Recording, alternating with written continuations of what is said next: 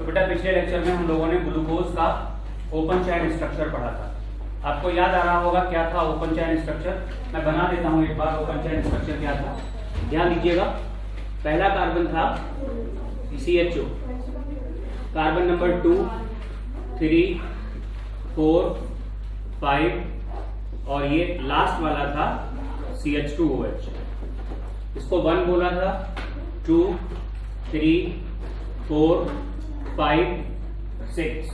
देखो second carbon का OH इधर था, H यहां पे, थर्ड का OH इधर, H यहां, फोर्थ का OH, ये H, ये OH था और ये H। ये हम लोगों ने ग्लूकोज का ओपन चेन स्ट्रक्चर बनाया था। ठीक है भैया, याद आ गया? ये था ग्लूकोज का ओपन चेन स्ट्रक्चर। हाँ जी सर, हाँ जी।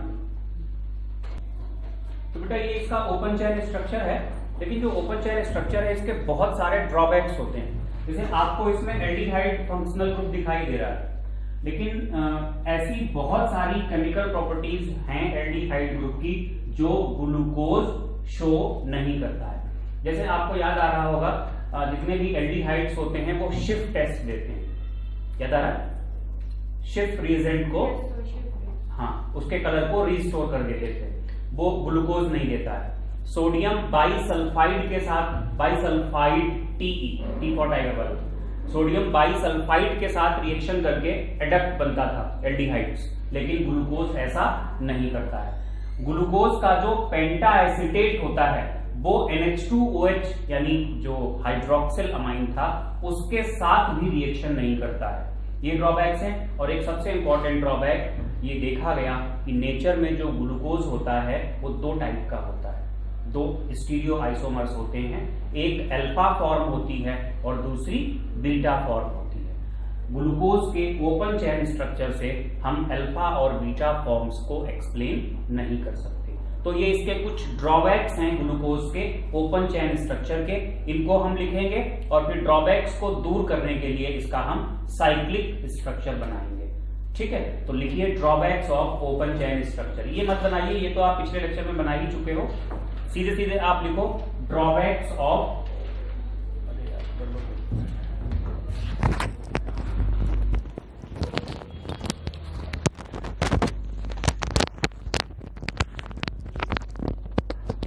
Drawbacks of open chain structure of glucose. तो ड्रॉबैक्स में आप लिखेंगे, पहला लिखिएगा first, glucose does not give shift test and does not react with NaHSO3। Glucose does not give shift test SCHIFF shift test and does not react with sodium bisulfite NaHSO3। दूसरा drawback लिखें, penta acetate of glucose, penta acetate of glucose does not react with, penta acetate of glucose does not react with NH2OH, मतलब hydroxyl amine, does not react with NH2OH। Third लिखिएगा, third drawback है, glucose is found in 2 different crystalline forms. Glucose is found in 2 different crystalline forms, alpha and beta, alpha and beta। नई line से लिखो, alpha form के बारे में थोड़ा सा लिखेंगे, लिखें अल्फा फॉर्म के बारे में लिखिएगा। अल्फा फॉर्म का जो मेल्टिंग पॉइंट होता है वो 419 केल्विन होता है। मेल्टिंग पॉइंट लिख दिया आपने 419 केल्विन। फुल स्टॉप के बाद लिखो ऑब्टेन्ड बाय क्रिस्टलाइजेशन। ये कैसे मिलता है? Obtained by crystallization from concentrated solution, from concentrated solution at 303 kelvin, at 303 kelvin, beta obtained by crystallization, यही तो लिखा होगा, from concentrated solution at 303 kelvin. Beta form, इसका मेल्टिंग पॉइंट लिखो 423, जो बीटा है उसका जो मेल्टिंग पॉइंट है वो है 423 केल्विन। लिखें it is obtained by crystallization, it is obtained by crystallization from hot and saturated aqueous solution at 371 Kelvin, at 371 Kelvin, from crystallization, ऐसा कुछ लिखाया होगा फ्रॉम। अब एग्जैक्टली सेंटेंस तो नहीं याद रहेगा ना मैंने क्या लिखाया था। हाँ, from hot and saturated aqueous solution at ये 371 केल्विन। तो ग्लूकोज की ये दो फॉर्म्स होती हैं, एक फॉर्म का नाम क्या है अल्फा और दूसरी का नाम है बीटा। ठीक है, तो यहां से मिलता है। तो अल्फा और बीटा फॉर्म की एग्जिस्टेंस को भी ओपन चेन स्ट्रक्चर नहीं समझा पाया। तो नई लाइन से लिखिएगा these drawbacks can be overcome, these drawbacks can be overcome by cyclic structure of glucose, these drawbacks can be overcome by cyclic structure of glucose। तो ग्लूकोज का साइक्लिक स्ट्रक्चर हम लोग पढ़ेंगे। देखो बेटा, साइक्लिक स्ट्रक्चर हम लोग यहीं से बनाएंगे, जो ओपन चेन स्ट्रक्चर हमारे पास है यहीं से साइक्लिक बनाएंगे। देखो बेटा, जो एल्डिहाइड ग्रुप होता है वो एल्कोहलिक ग्रुप के साथ रिएक्शन करके हेमी एसिटल बनाता है और बाद में एसिटल बनाता है। तो यहां पर जो एल्डिहाइड ग्रुप है ये वाला, ये C5 के साथ इंटरेक्ट करेगा। किसके साथ? C5 के साथ इंटरेक्ट करेगा। और जब ये C5 के साथ इंटरेक्ट करेगा तो स्ट्रक्चर क्या बनेगा, ध्यान देना। जैसे मैं थोड़ा सा यहीं पे आपको चलो अलग बना लेते हैं। CH और ये हमने डबल बॉन्ड O ले लिया, राइट। ये दूसरा कार्बन है, ये तीसरा, ये चौथा, पांचवा और ये हो गया छठा। ध्यान देना 6 5 4 3 2, बाकी सब कुछ हम लोग बाद में लिख देंगे। पांचवें के साथ ये H था और इधर क्या था OH। तो O के थ्रू ये ऐसे करके, जो इसका ये O था, ध्यान देना, और ये H था, है ना। ये लोन पेयर जो होता है वो इस कार्बन पे अटैक करता है। न्यूक्लियोफिलिक अटैक होगा नहीं, कार्बन के ऊपर जो अटैक होगा वो किसका होगा, न्यूक्लियोफाइल का। एट द सेम टाइम ये क्या होगा, ये इलेक्ट्रॉन इधर चले जाएंगे और ये ऑक्सीजन इसके साथ जुड़ जाएगा और ये H पॉजिटिव क्या होगा, इलेक्ट्रॉन देके निकल जाएगा और H पॉजिटिव किसके साथ जुड़ जाएगा, O के साथ। वही न्यूक्लियोफिलिक एडिशन जो एल्डिहाइड कीटोन में पढ़ाया था वही करा रहे हैं। तो कुल मिला के यहां पर होगा क्या, ध्यान देना।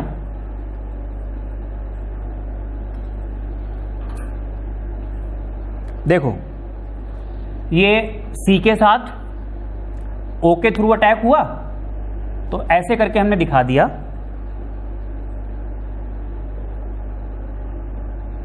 ऐसे, ये वाला O, कौन सा वाला O है, ये कौन सा वाला O है बेटा, जो इस कार्बन के साथ था OH। H पॉजिटिव तो निकल गया था, अभी भी बताया था ना मैंने, ये वाला O हो गया। इस C के साथ एक क्या अटैच था, H, एग्री है, CHO था ना, ये वाला H हो गया। और जो डबल बॉन्ड O था वो डबल बॉन्ड तो टूट चुका होगा, O नेगेटिव के साथ कौन जुड़ गया होगा, H पॉजिटिव। तो ये कुल मिला के क्या बन जाएगा, OH। बाकी ग्रुप्स को हम दिखा देते हैं। सेकेंड कार्बन का ये OH होगा, ये क्या होगा H। इधर क्या होगा, थर्ड कार्बन का उल्टा होता है हिसाब किताब, ये हो गया OH और ये हो गया H।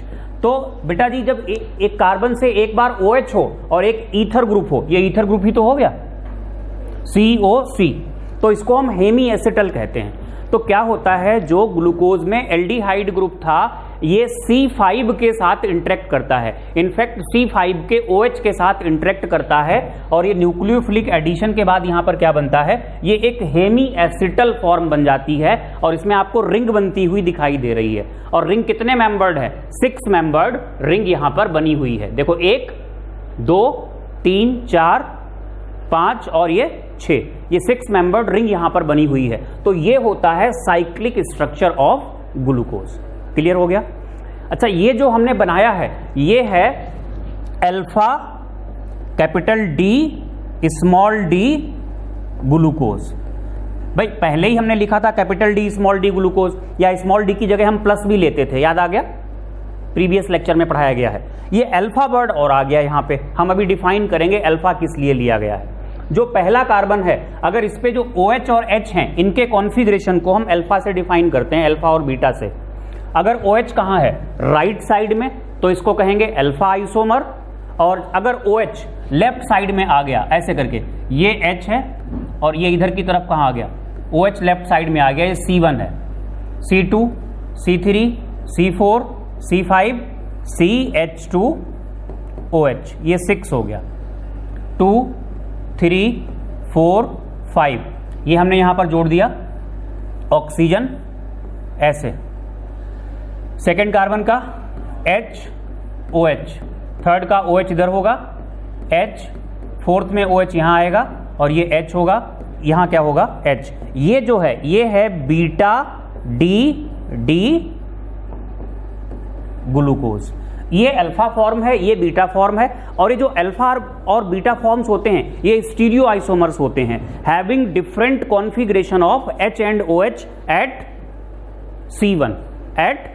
C1 in glucose और galactose and C2 in fructose. Fructose में C2 होता है।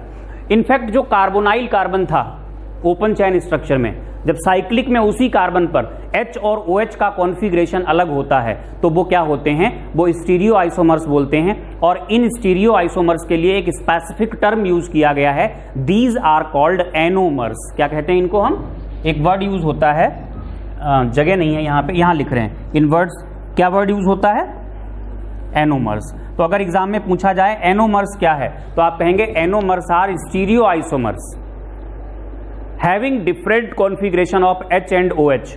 कहाँ पे, at C1 in glucose, at C1 in galactose and C2 in fructose और at carbonyl carbon. When OH is present in right side it is alpha form and when OH is present in left side it is, बेटा ये समझ, glucose दोनों forms में होता है, alpha में भी होता है बीटा में होता है, लेकिन होता हमेशा कैसा है, कैपिटल D, स्मॉल d नहीं होता है, याद रखिएगा। सॉरी, कैपिटल D होता है, कैपिटल L नहीं होता है, कैपिटल D होता है, कैपिटल L नहीं होता है, और स्मॉल d होता है, मतलब डेक्स्ट्रो रोटेटरी होता है। तो साइक्लिक स्ट्रक्चर समझ में आ गया होगा होपफुली आपको। ये जो हमने साइक्लिक स्ट्रक्चर बनाया है यहाँ पे, ये इसका फिशर प्रोजेक्शन है। कौन सा प्रोजेक्शन, इसी को एक और रिप्रेजेंटेशन दिया गया है, दैट इज कॉल्ड हावार्थ रिप्रेजेंटेशन, वो हम आपको कराएंगे। पहले आप थोड़ा सा लिखिएगा, साइक्लिक स्ट्रक्चर ऑफ ग्लूकोज डाला आपने, लिखें, in the formation of cyclic structure of glucose, in the formation of cyclic structure of glucose,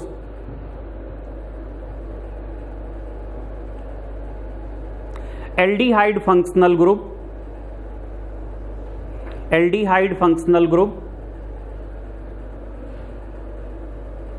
interacts with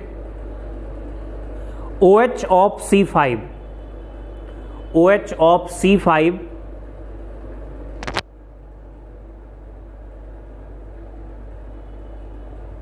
to form hemiacetal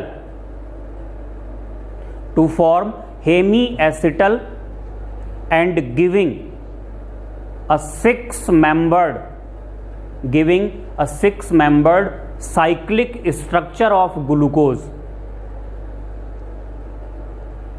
Cyclic structure of glucose called, एक वर्ड यूज होता है, कहाँ पे जगह है, ये एनोमर्स तो मैं आपको लिखाऊंगा ही बाद में, called pyranose structure of glucose.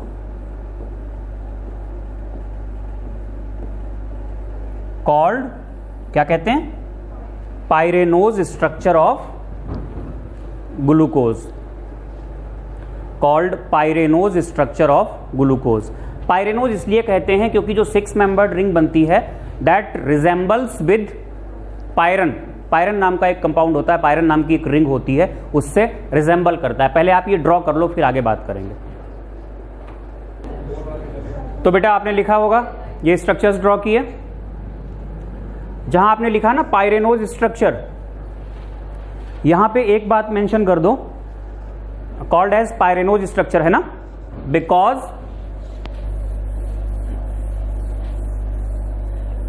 It resembles with, एक रिंग होती है 6 मेंबर्ड, ये पायरन है, because it resembles with pyran. तब एक नोट लिखिएगा और उसमें डालेंगे आप लोग हेडिंग एनोमर्स. लिखें एनोमर्स, बड़ी इंपॉर्टेंट हेडिंग है. लिखें एनोमर्स में, anomers are stereo isomers. Anomers are stereo isomers having different configuration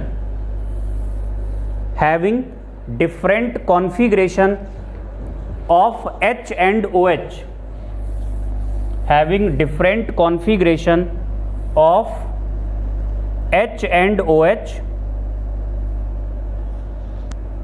at किस पे बेटा? at C1 in glucose. Bracket में चाहो तो और भी स्पेसिफाई कर दो, ब्रैकेट में फिर से लिख दो एट C1 इन गैलेक्टोज, आपके सिलेबस में है नहीं, छोड़ दो. Eight C2 in fructose, bracket में लिखो एट C2 इन फ्रक्टोज. क्या लिखा आपने? Anomers are stereo isomers having different configuration of H and OH at C1 in glucose and C2 in fructose. क्या लिखा आपने? at C1 in glucose and C2 in fructose. लिख दिया? लिखो इसी में फुल स्टॉप के बाद when OH is present in right side, when OH is present in right side in Fischer projection. Actually ये जो रिप्रेजेंटेशन है ना, इसको फिशर प्रोजेक्शन कहते हैं. When OH is present in right side in Fischer projection, it is alpha form of glucose. It is alpha form of glucose. देना कोई नहीं, उनसे बोलना कि करा के अभी दे जाएं आके. हाँ, is called alpha glucose and when OH is present in left side, when OH is present in left side, it is beta glucose. It is beta glucose. बेटा ये जो हमने बनाया ये इसका फिशर प्रोजेक्शन है, इसी का एक हावर्थ रिप्रेजेंटेशन होता है. अगर एग्जाम में आए तो आप हावर्थ ही बना के आइएगा. देखो हावर्थ रिप्रेजेंटेशन में हम क्या करते हैं, इसी का हम बना रहे हैं हावर्थ रिप्रेजेंटेशन. ठीक है, देखो हावर्थ रिप्रेजेंटेशन में भाई 6 मेंबर्ड रिंग है, यहां भी आप क्या करेंगे इस तरीके से 6 मेंबर्ड रिंग बना लेंगे। बन गई बेटा? बताओ, 6 मेंबर्ड रिंग बन गई, ये समझ में आया? बिगड़ भी गई, ये समझ में आया? आ गया?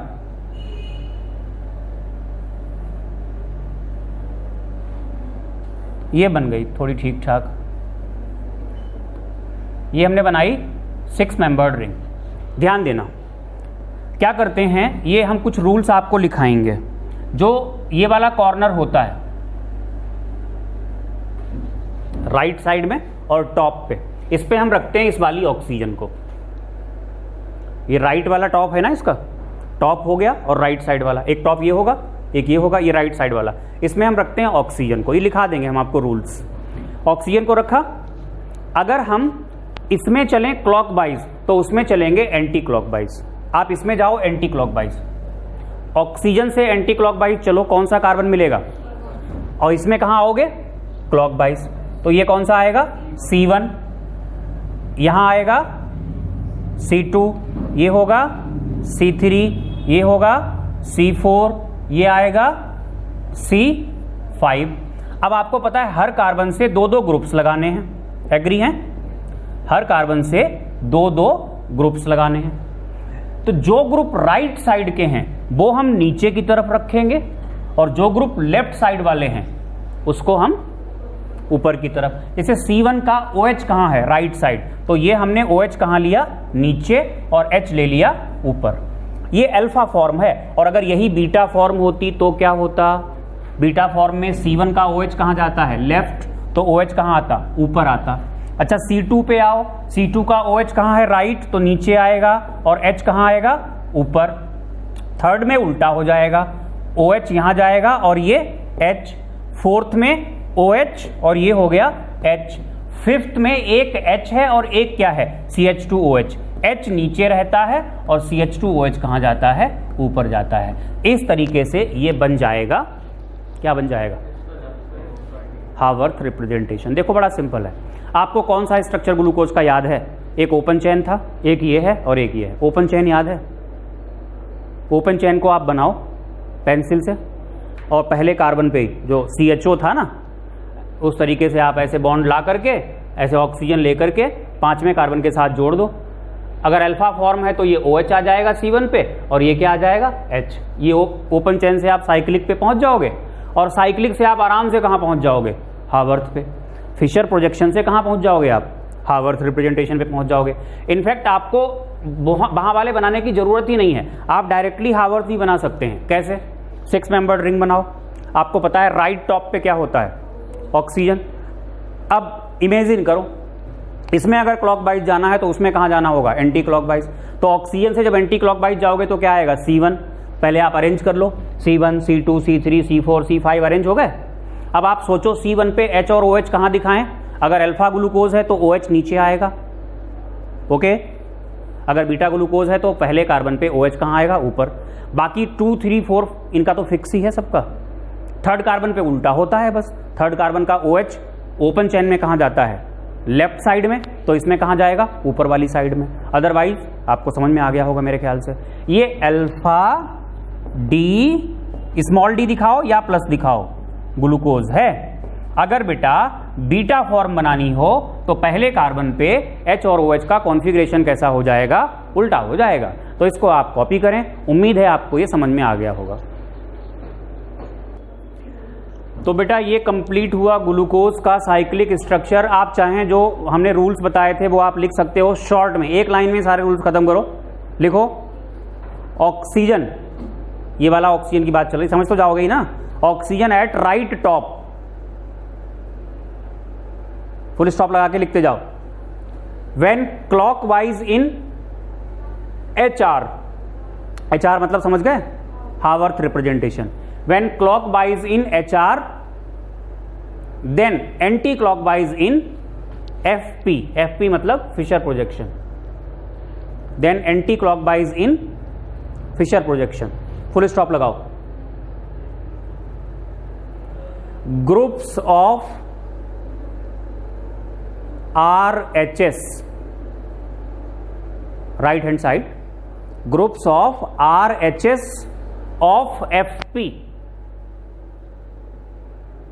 of Fp are placed below the ring in HR, are placed below the ring in HR, and reverse for the groups of LHS. Clear हो गया? Reverse for the groups of left hand side. क्या किसके लिए नहीं लिया? वो तो नीचे है ना, राइट में है, लेफ्ट में है, उसको ऊपर लिया जाता है. हमने बताया ना, ऊपर लिया जाता है. H लेफ्ट में है तब भी ऊपर नहीं लिया. हाँ, बात तुम्हारी सही है, लेकिन ये कन्वेंशन है जो है वो आपको बता दिया. नेक्स्ट देखिएगा, know talking. Structure of fructose. Structure of fructose. बेटा आपको पता होगा fructose is structural isomer of glucose. Glucose में एल्डिहाइड फंक्शनल ग्रुप होता है, तो फ्रक्टोज में कीटोन फंक्शनल ग्रुप होता है. बनाते हैं. सबसे पहले हम इसका ओपन चेन स्ट्रक्चर बनाते हैं. लगभग वैसा ही है जैसा ग्लूकोज का था. ओपन चेन बना रहे हैं, ध्यान दें. पहला तो होता है बेटा जी CH2OH, पहला कार्बन, और यहां जो दूसरा कार्बन होता है वो होता है कीटोन. तीसरा, चौथा, पांचवा और छठा हो गया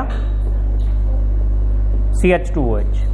ये बेटा first carbon, second, third, fourth, fifth, sixth.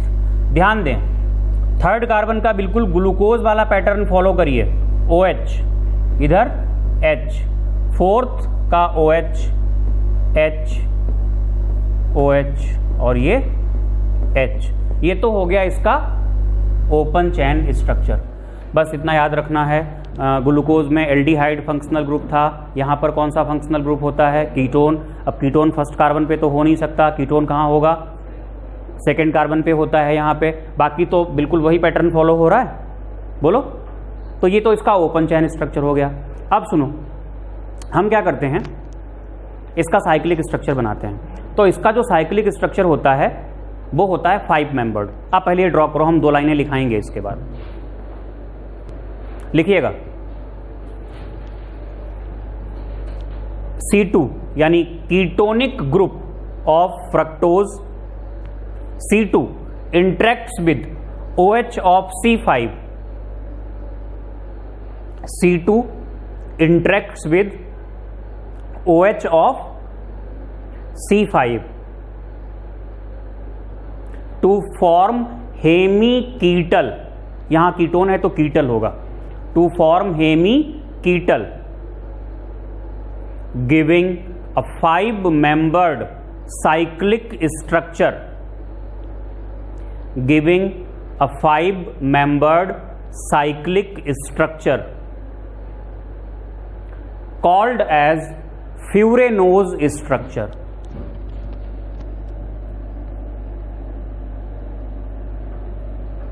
called as Furanose structure because it resembles with furon ring.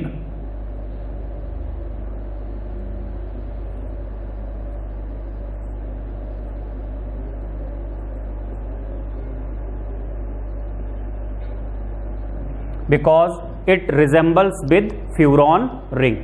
ये बन गई. तब देखिए बेटा, इसका हम साइक्लिक स्ट्रक्चर बना रहे हैं. 5 मेंबर्ड रिंग बनेगी C2. ये सेकेंड कार्बन है, ध्यान दीजिएगा. थर्ड हो गया, फोर्थ, ये फिफ्थ आएगा, और ये सिक्स्थ वाला क्या है? CH2OH. ये हो गया 6, ये 5, 4, 3, 2. 1 वाला वो CH2OH आएगा. ध्यान देना, इस तरीके से दिखाएंगे हम, है ना बेटा? ऑक्सीजन दिखाई थी ना C5 वाली, वहां फर्स्ट कार्बन के साथ दिखाई थी. यहां किसके साथ दिखाओगे? सेकंड के साथ. अच्छा, अगर ये अल्फा फॉर्म है तो OH और इधर की तरफ क्या होगा, ये CH2OH। ये कौन सा कार्बन होगा, फर्स्ट। बाकी आप दिखा दो configuration, H OH OH H और 5 का ये H, ये इसका साइक्लिक स्ट्रक्चर बनेगा। बेटा अगर हम, ये कौन सा है, ये है अल्फा,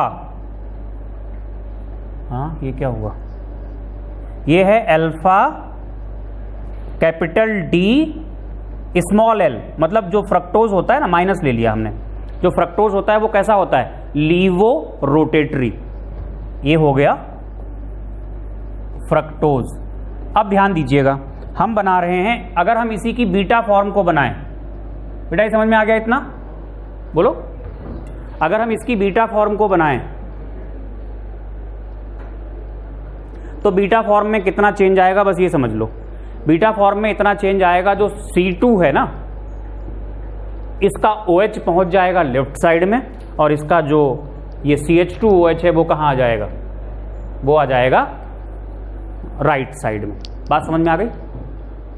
अगर हम इसकी बीटा फॉर्म बनाएंगे तो OH लेफ्ट साइड में और CH2OH कहाँ आ जाएगा, समझ गए बेटा। अच्छा, इसी का हम इतनी बात जो मैंने आपको बताई, आप चाहें इसको नोट कर सकते हैं। अगर बीटा फॉर्म बनानी है तो हम इसी का हावर्थ रिप्रेजेंटेशन आपको बना के दे रहे हैं। जरा हावर्थ रिप्रेजेंटेशन पे ध्यान दीजिएगा। हावर्थ रिप्रेजेंटेशन, यहां रिंग कितने मेंबर्ड है, 5 मेंबर्ड। तो ऐसे करके ये 5 मेंबर्ड रिंग बनाते हैं हम लोग। ये 5 मेंबर्ड रिंग बन गई, बोलो बेटा। ऑक्सीजन यहां रखते हैं बीचों बीच में, टॉप पे। बताया था अगर यहां क्लॉकवाइज जाना है तो उसमें कहां जाओगे, एंटी क्लॉकवाइज। तो ये क्या आ जाएगा, C2, ये होगा C3, ये होगा C4,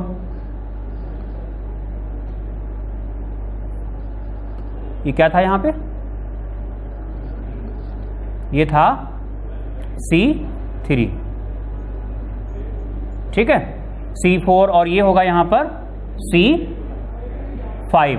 2 ग्रुप्स आएंगे हर कार्बन के साथ। ध्यान दें, अगर ये alpha D small l fructose है, तो अल्फा है तो OH ऊपर आएगा और CH2OH, ये कार्बन नंबर 1 है, ये नीचे आएगा। अगर यही बीटा फॉर्म बनाओगे तो CH2OH ऊपर हो जाएगा। ये उल्टा बना दिया मैंने,